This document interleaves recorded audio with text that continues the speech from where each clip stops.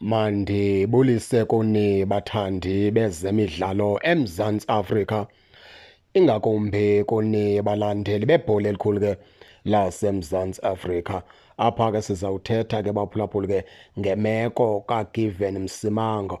UMsimango ke baphulaphuli ke ithe wabeke namhlanje ubheka phaa kwelase-Cape Town, umfana omdala apho ke ayosayina amaphepha neStellenbosch, asayina idili yakhe umfana omdala neStellenbosch. Khumbula lokhu mphulaphuli into yokubana ke iKaizer Chiefs ithe ucingeni kwayo yahlala phantsi yathatha isigqibo sokubana ke imncamo uMsimango ahamba abheke phaa uqela ke leStellenbosch kwenzela into yokubana ikwazi iKaizer Chiefs ukufumana phaa uLanga Elihle kaPhili. Ngenene nangenyaniso ke uLanga Elihle kaPhili uye wafika eJohannesburg phaa ngecawe lethi umfana omdala, yabeka iKaizer Chiefs noLanga Elihle Phili basayina bavumela into yokubana ke uLanga Elihle Phili iplayer yeKaizer Chiefs kule season.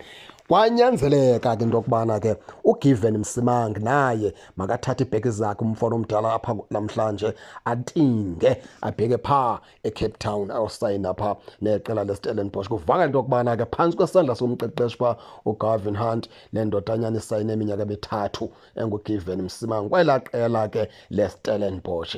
Sele khokhele ke phaa uDupreez kangabelibazisa umfana omdala, sekhokhele kudala ke nefikile phaa kwelaseKapa. Bazawudibana ke phaa noGeorge Mahlowu phaa kwelaa qela lapha eKapa iStellenbosch.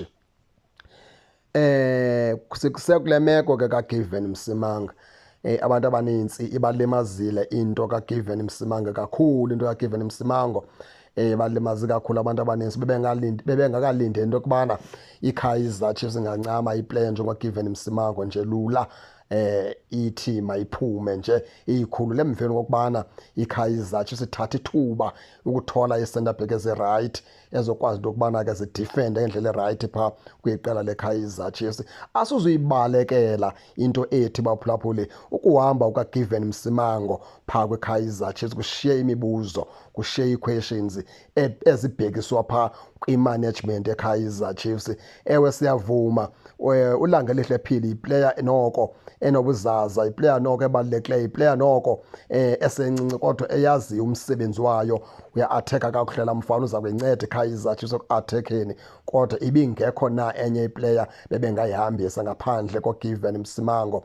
Ngoba xa sizawubane siyitsho kabini kathathu le nto, xa sinoqwalasela uMiguel siqwalasela uGiven Msimango, hayi ngeke baphulaphula uMiguel usazawuqhubeleka esenza ii-mistakes ezininzi phaa kwiqela leKaizer Chiefs. Futhi ke emveni kweemetshi ezintlanu ezintandathu ndiqinisekile kumqeqeshi weKaizer Chiefs umnumzana uFernando da Cruz uyawube sele emkhuphile uMiguel, ngoba kuhambeka njengoba bethandwa kunaphi nje nonaphi kwasho wamkhupha. Babuya nabakhowutshi ababini uKhazi noBen Josefe baqhubeleka bemsebenzi kodwa isiphetho nesiphetho baphethe sebemhlalisa ebhentshini uMiguel sebengasamsebenzisi ngoba ebeqhubeleka esenza amaphutha, esenza ezi mistakes zakhe umfana omdala kulaa defense eqela leKaizer Chiefs. Siphinde futhi nambetha kakhulu ke naye isipidi esi akanaso kakuhle.